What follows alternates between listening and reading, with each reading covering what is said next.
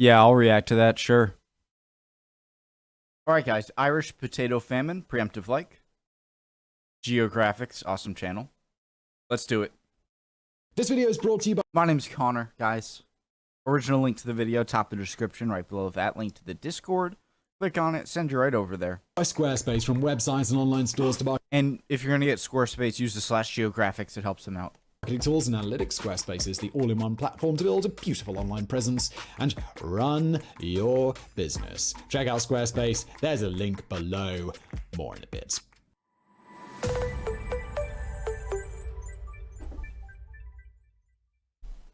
In mid-1845, an unwanted visitor arrived on Irish shores. Known as Phytophthora infestans, it had travelled far, making its way across the Atlantic to the British Isles. But rather than a benign visitor, it would soon turn out to be a nightmare. A water mold, Phytophthora infestans, infected potato plants, turning tubers into a vile-smelling black mush that was utterly inedible. In Europe, it caused so much damage that the decade became known as the Hungry Forties. But it was in Ireland that the blight would reach its devastating peak. Starting in 1845, a series of potato crop failures plunged the island into the worst famine of the 19th century. With a third of the population dependent on potatoes to survive, society collapsed. Starvation and disease stalked the island. Up to 1 million died, while another 2 million were forced to emigrate. Yet the famine wasn't merely a natural catastrophe. As Ireland's rulers, the British oversaw a response that was so negligent, so cruelly inhumane, that it turned a disaster into an apocalypse. One that would forever alter the destinies of Dublin. I don't know this, but I do have part of my ancestry from Ireland, and I wonder if anyone came over to the U.S. during this time. It's pure speculation. I don't know. I wonder. It turned a disaster into an apocalypse. One that would forever alter the destinies of Dublin and London alike.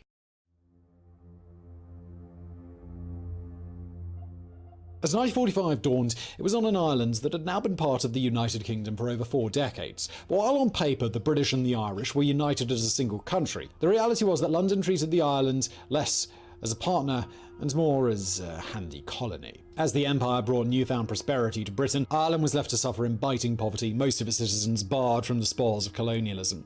And in this era, poverty really did bite. Of the island's 8.2 million inhabitants, only slightly over 1 million lived in towns or cities. The rest were out in the countryside, mostly employed in agriculture. Yet while this did include landlords and smallholders, a full half of the rural population belonged to the grimmest social class of all, the courtiers. If you imagine Irish society as a pyramid with posh Brits prancing around at the very top and Irish Protestants, then richer Catholics swanning about beneath them, then the courtiers were the ones at the very bottom. Not so much the base of society as the cesspit that everyone else was happily crapping into. Eking out an existence on tiny tracts stuck on the edges of mountainsides or bogs, the courtiers lived in literal mud huts on land owned by a local farmer. In return for being allowed to stay, they worked around 200 days a year for the landlord, with the other 165 days being free to grow their own crops. But while these guys lived in poverty that was harsh even by Victorian standards, you couldn't tell it by looking at them. Rural Ireland was famous for having some of the sturdiest, best-fed peasants in the whole of Europe.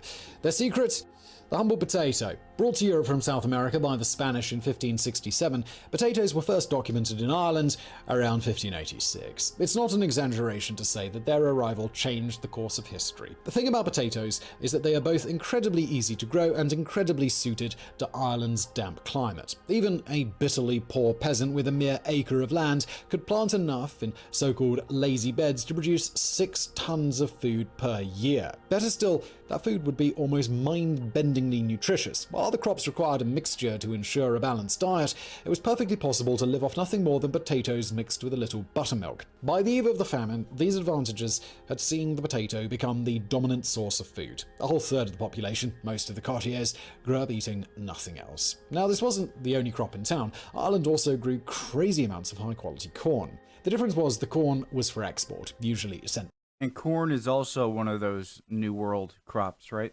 To feed Britain's urban working class. Poor Irish families couldn't afford it, even if they wanted to. What you had by 1845 then was a system being kept afloat by a single foodstuff, one grown in a single variety, the watery, high-yield lumper potato.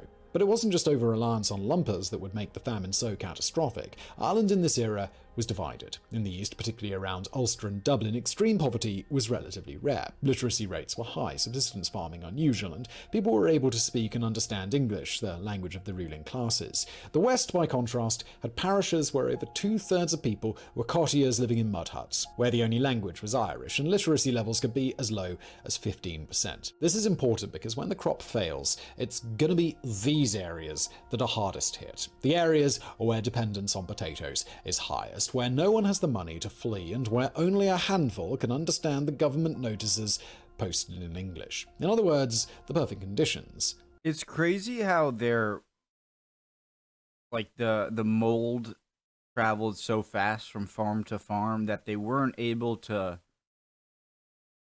like segregate a certain, like how it was able to infest everything so fast is mind-blowing to me and hard for it to wrap my head around. For a catastrophe, posted in English. In other words, the perfect conditions for a catastrophe.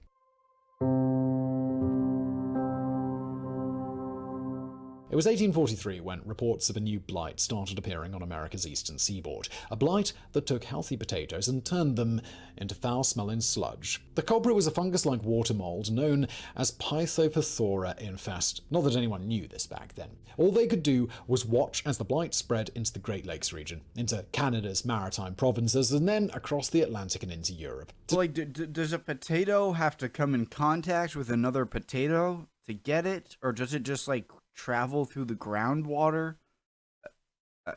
Today, it's thought that the international trade in seed potatoes was to blame. From a 19th century perspective, though, it was just another mystery as the blight took root in Belgium. By mid-August 1845, the Gardener's Chronicle was reporting that potato crops were failing on the Isle of Wight on England's southern coast. Over the next couple of months, its editor, the botanist Dr. John Lindley, would trace the blight's progression across England and Wales and into Scotland. It would be the arrival of Pythophthora infestans in Ireland that September that worried him most.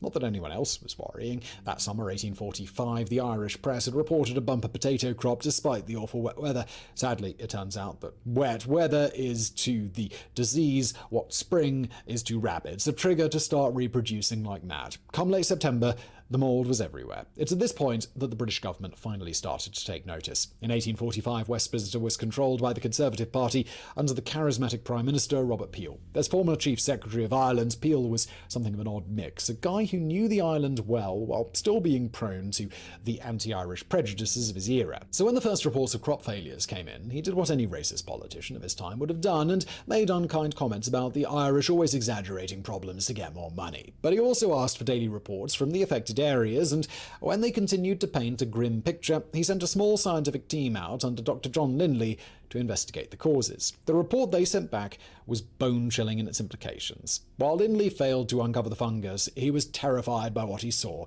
So terrified that he sent back a wildly exaggerated report claiming 80% of the harvest would fail. Although that would turn out to be a massive overshoot, the real figure was more like 40%, it shook Peel into action. That Halloween, the Prime Minister called an emergency meeting and declared the creation of a relief commission to stop people starving. By mid-November, they'd arrived in Ireland with plans prepared. Weirdly, though, Peel told almost no one what those plans were. When an Irish delegation came to London to beg for immediate measures, including the suspension of all food exports, the British basically brushed them off. Dejected, they were left with the impression that Peel was happy to let scores of Irish people starve. But while that's certainly true of later characters in this story, Peel was secretly working pell-mell to head off the crisis. The most secret plan was the bulk purchase of 100,000 pounds of maize from North America. Not wanting to discourage private relief efforts, Peel told almost no one about the purchase, not even members of his own party. Smart. That's sort of smart.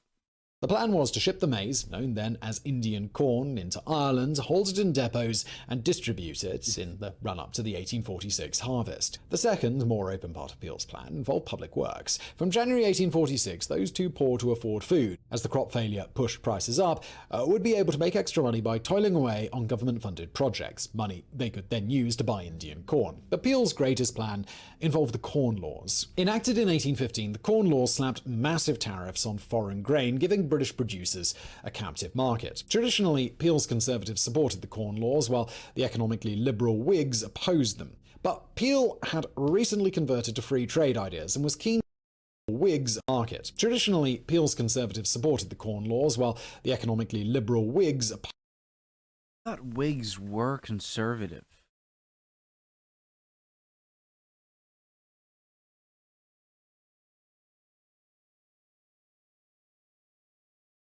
The Whig Party were a political faction, then a political party. Contested power with their rivals, the Tory. Okay, maybe not. Okay. opposed them. But Peel's Conservatives supported the Corn Laws, while the economically liberal Whigs opposed them. But Peel had recently converted to free trade ideas and was keen to use the famine as an excuse to put them into practice. The theory was that the scrapping of the Corn Laws would throw open new channels for food to be imported into Ireland, pushing down prices and avoiding starvation. To Peel, ending the tariffs now made perfect sense. There was just one problem. In 1845, the Corn Laws were the most polarising, divisive issue in British politics, like a Brexit made out of lockdown parties. But while Peel would succeed in scrapping them, in so doing, he'd open the door to a new government, one which would combine a toxic, laissez-faire ideology to famine relief with overwhelmingly anti-Irish racism. What happened next would be all too inevitable. You know what's great about the summer? A little bit of vacation, a little bit of relaxing time, sit by the pool. If you're Again, guys, make sure to use the /Geographics. like me, you're thinking, oh, it's an interesting project. I could start that. What do I want to do next in my life? Well, fortunately, when you've got that idea, Squarespace absolutely make it possible for you to take it and put it on the internet, because they are the best way to build a website. Look, whether you want to start a small business somewhere selling something online, or you're just a sports blog, a creative portfolio, or maybe you just really enjoy memes and you want to put them on the internet, whatever floats your boat, you can do it with Squarespace. The last one. If you're looking to get in and out quick without thinking too much about what your site should look like, use one of their beautiful templates. You just go in, boom, swap out that picture, swap out that text, and you are good to go. Or if you're design inclined, unlike I like that a lot. Because sometimes it can still be confusing, but him just saying swap out the pictures and text. about that text, and Good you are good good advertising. to go. Or if you're design inclined, unlike me, you can really start from scratch and customize it as much as you want. It's the level of customizability is amazing. Once you're done setting up your website, playing with the design if you want to, there are tons of extra features on Squarespace. Email campaigns, patronage portals, social integrations, analytics, commercial options, 24/7 customer support. Look, everything you need to make an amazing website is on Squarespace. So when you're ready to get started on your next web project, if it involves a website, just do it with Squarespace. It's the best, it's the easiest. Go to squarespace.com for a free trial, and when you're ready to launch your new site, go to squarespace.com/geographics to save 10% off your first purchase of a website or a domain. And now, Back to potatoes. the video. Or no potatoes. As Peel was in Britain, rolling everything on his Corn Law plan, over in Ireland, the first relief efforts were getting underway. If you've heard of Britain's notorious role in the famine, the first few months of 1846 might surprise you. While the Indian Corn and Public Works Plan was far from a model of disaster relief, suffering delays and sometimes working at cross purposes, it basically did the job. In this first stage of the famine, with Peel in charge, almost nobody died. In this, the start of the His name is Peel. Potato. Peel. In this first stage of the famine, with Peel in charge, almost nobody died. In this, the start of the Great Famine was closer to the much smaller famine of 1822, when the British state had begrudgingly stepped in to help. Yet even in this brighter period, the seeds of the coming disaster could already be seen. And nowhere were they clearer than in the figure of Charles Trevelyan. If you just now felt a disturbance in the force, like a million Irish voices crying out, "Bastard!"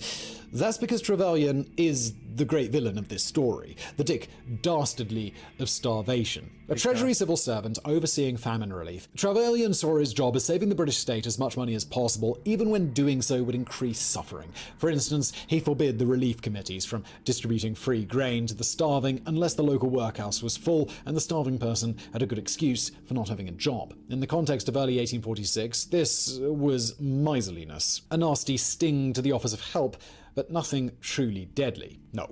To bring up the communism capitalism debate, this is the worst side of capitalism, I think. Believe me, if you know the channel, I am no communism fan, but I think so. This is when Karl Marx was around, right? And so I can see what he was like at this time. It seems like no, it was just completely unfettered and whatever, and that can lead to horrible things. And I think the communism versus capitalism debate is finding a nice medium. We're on the capitalism side. That allows for progress but doesn't kill the lower citizens. I don't want to go on a big tangent, but it just obviously this is what.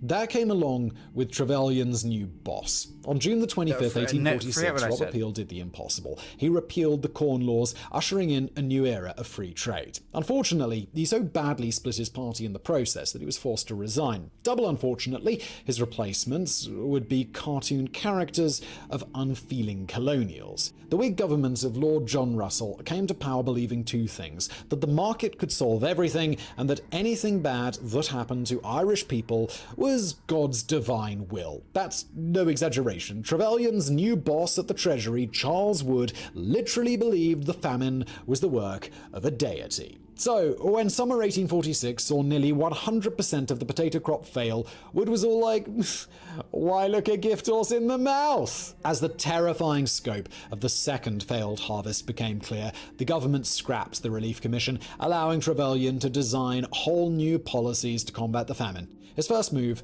was the Labour Rate Act, which basically looked at the public works projects and wondered why these starving people were getting so much taxpayer money. Wages were slashed and made conditional on targets. Bad for the young and relatively fit, but a death sentence for anyone too old or weak to hit their target. On top of that, the projects might be located miles from villages, meaning a choice between walking for hours every day in miserable weather or moving into the work camps where disease outbreaks were killing scores. Even worse, the reduced wages weren't keeping up with spiraling food prices as good Irish-grown corn continued to be exported. By spring 1847, Trevelyan's adjustments had done what Peel's inefficient, bloated system had managed to avert, creating a dizzying spike in deaths and emigration. It's at this point that the Treasury Mandarin finally did the one useful thing he did in this entire period: authorize soup kitchens. If you're familiar with the persistent, if unsupported, theory that the famine was genocide, the arrival of the soup kitchens might surprise you. A vast network straddling the country, the kitchens served free portions of corn and rice mix to some 3 million people across that bleak year. And while each serving was the bare minimum required to keep someone alive, is it genocide? I don't think it fits that description because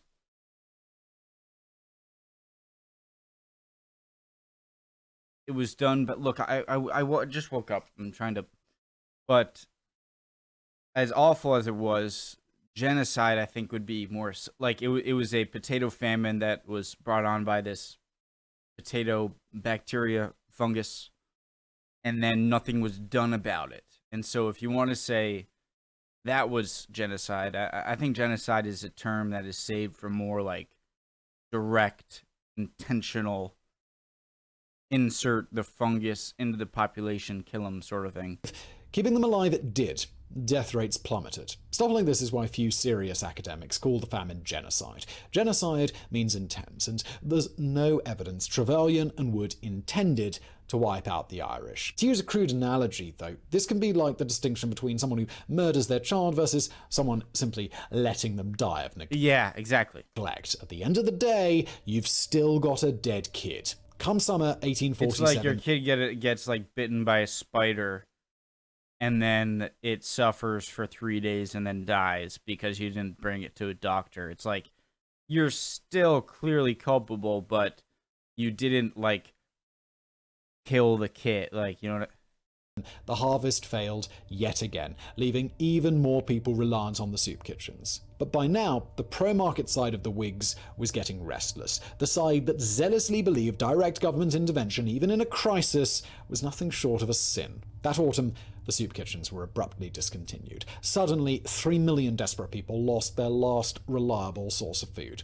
And with that, many of them were condemned to death, as surely as if Trevelyan had shot them himself.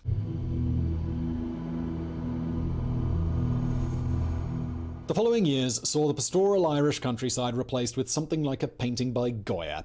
Living skeletons haunted the landscape, gaunt, grey, their features sunken, waiting for relief that never came. In the forests and on mountainsides, whole families died out of sight, their bodies simply left for dogs to eat. On the roads, masses of humans surged toward the port cities, a boiling exodus as people desperately tried to make it to ships to escape the hunger. And over it all, a rider on a pale horse, a death as skeletal as the untold numbers perishing below. Today it's estimated around 1 million died in the famine years, although exact numbers are impossible to come by. Very few died of starvation. Instead, most were carried away by disease. In many cases, these were diseases related to malnutrition. This is one of those things that is like, that's like old age, right? Like, no one dies of old age. That's just like a saying. It's just your body gets so old and defenseless that stuff that wouldn't have killed you kills you, like a pneumonia or something. And so, what did he say? Oh yeah, not dying from starvation, but dying from disease. Well, I'm sure being starved and malnourished made your body much more open to disease and dying to those diseases. So it's kind of a packaged deal. Nutrition, scurvy, and pellagra killed those already weak from hunger, as did something known as starvation dysentery, seemingly brought on by desperate people trying to eat infected potatoes. However, the majority of deaths came not from illness related to a lack of food, but from typhus. Carried by infected lice, typhus was the Yeah, I'm sure like a lot of people, when you see the potato, I'm at 1616. Like, I'm sure a lot of people tried to like shave the outsides of it as much as they could into a bucket, like where there isn't fungus, and then eat it, but maybe that was still very bad for you. What was I at? 1616? Ah!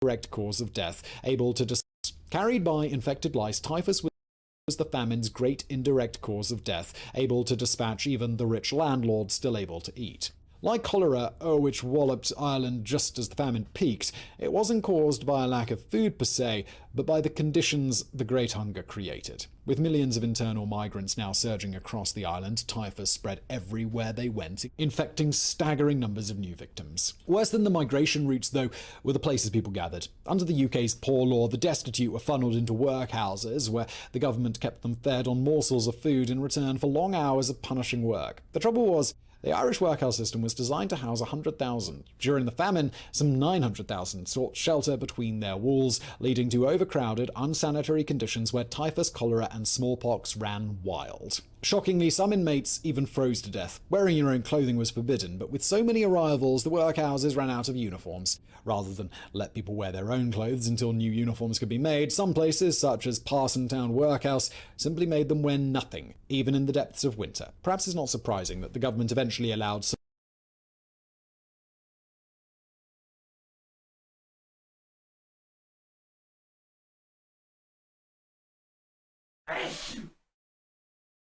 Excuse me.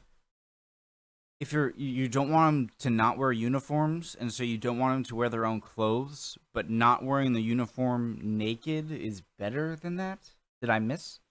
so-called outdoor relief, where those who would otherwise qualify for the workhouse could remain outside its walls and still get a food ration. But even this was open to abuse. Qualifying for outdoor relief meant frequent checks to make sure that you really were as starving as you claimed. Only rather than come to check on you, the inspectors made you come to them. In Dulo Valley in County Mayo, dying people were forced to walk 11 miles for one such inspection in miserable weather. At least 7 died en route, with another 9 officially listed as missing, almost certainly a euphemism for also dead. Speaking of death by exposure, we should probably mention here one of the most notorious aspects of the famine era, the evictions. Remember the cottiers, the rural peasants living in literal mud huts? Oh, I wonder how many people went further north or to more even sparser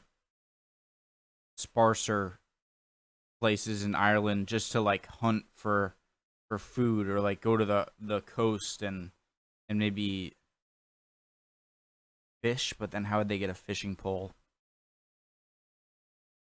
But dig for clams and hunt some sort of coastal birds or something. Like I wonder how many people like went to like hunter gatherer mode. Yet again, like I'm saying that from the perspective of the U.S., which is very large. Maybe there just wasn't that much space on Ireland to have a land you could live off of, like hunting. Well, they were required to pay. Obviously, I'm not saying everyone can do this. That's a ridiculous thing. Just go hunt, everyone. I just mean I wonder if a few people did by like choice, like screw this, we're going into the wilderness and like hunting deer or something.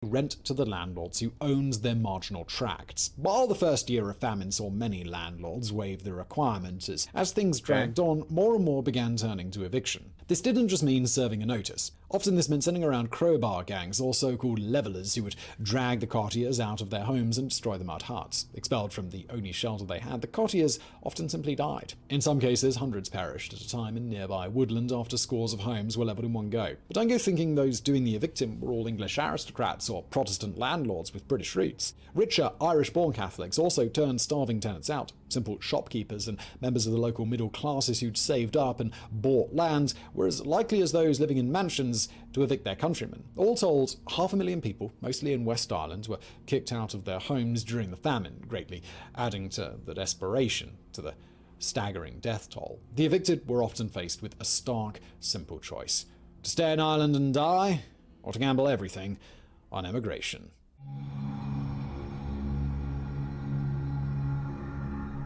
We mentioned in the opening that the Great Famine changed the course of Irish and British history, but there's one major nation it affected almost as significantly: America. By the mid-19th century, the United States had become the premier destination for Irish immigrants. Between 1815 and 1845, some 800,000 had made their way to the land of the free. But even this vast number had nothing on the flood about to be unleashed. In the decade of the famine, from 1845 to 1855, it's estimated that 2.1 million people emigrated from Ireland, about a quarter of the entire population. 80% of them went to America. Perhaps unsurprisingly, the busiest years were in the end of the 1840s. While 1846 had seen 125,000 flee, it wasn't until Charles Wood took over the Treasury and increased Trevelyan's influence that the exodus reached biblical proportions. 1847 and 1848 were particularly chaotic, with tides of humanity surging into port cities that were unequipped to deal with them, and from there onto ships that were already crowded and unsanitary. The worst of these became known as coffin ships due to their staggering death tolls. Often lacking clean drinking water, the coffin ships were hotbeds of cholera and typhoid. In the worst cases, 50% of them might die crossing the Atlantic.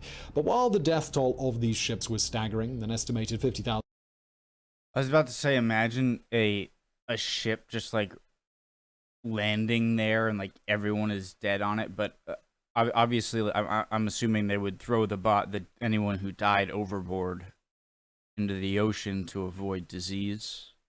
died en route, including boats that... While the death toll of these ships was staggering, an estimated 50,000 died en route, including boats that sank, it was still infinitely preferable to staying put in Ireland. In this way, emigration was the famine's escape valve. Awful as it is to think of people so desperate they had no choice but to risk the coffin ships, there's no doubt the ability to flee Ireland saved hundreds of thousands of lives. Although, we should be careful to note who exactly got saved. For the most part, it wasn't the courtiers who were fleeing, unable to afford even the boats to nearby Britain. The vast majority of the poorest stayed in Ireland and starved. Instead, it was those a step above who were able to escape. The smallholders and servants, those who were broadly illiterate and Irish-speaking, but not destitute. Not that this stopped their new homes from developing unkind stereotypes about. Perhaps unsurprisingly, the worst for this was Britain. Although most famine immigrants went to America, about 250,000 who couldn't afford the onward fee instead went to British port cities, especially Liverpool. There, they were often not so much greeted with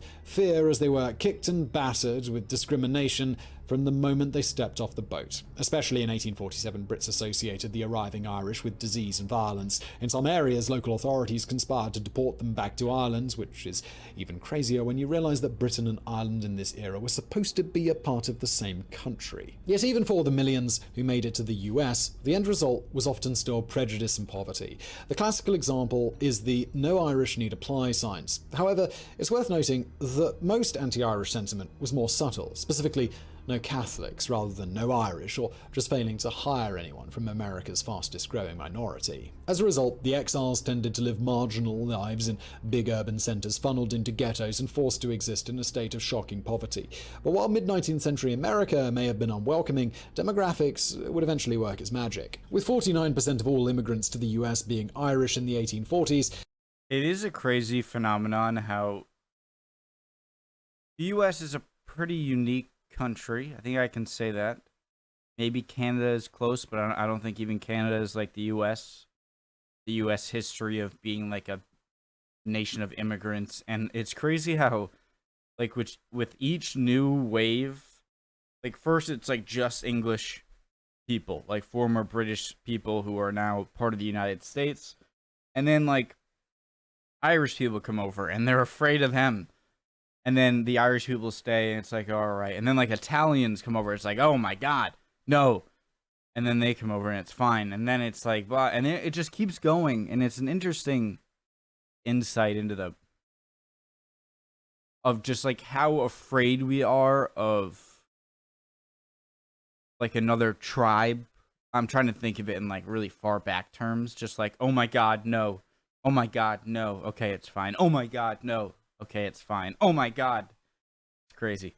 Actually work its magic. With 49% of all immigrants to the US being Irish in the 1840s, they became one of the nation's greatest minorities. Now, different sources give different estimates, but it's thought today that some 30 to 40 million Americans have Irish ancestry, many with roots dating from the famine years. For all the ultimate success... That's me. I hope these add up. 37.5 Irish, 37.5 English, and the remaining 25% is French. I think I finally know.